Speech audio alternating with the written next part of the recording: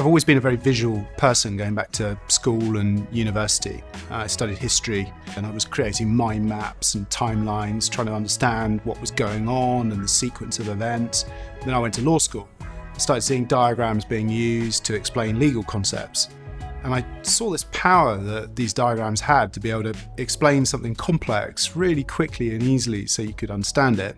And then when I started as a lawyer myself in practice, I started using diagrams a lot to understand what I was working on and also to explain it to my colleagues and my clients. So my experience of the problem started with the frustration of moving shapes and lines around a PowerPoint slide. I thought about it. What are you actually doing when you create a diagram? You're using your skill set and your knowledge as a lawyer to translate that into the picture. And when you think about it, that's actually an act of data visualization, but it's being done by a human being in a manual way. And I started to think that there must be a better way of doing this, where we could take data and information and be able to visualize it automatically. You create a diagram, you then share it with 30 plus different people by email, creating 30 different versions.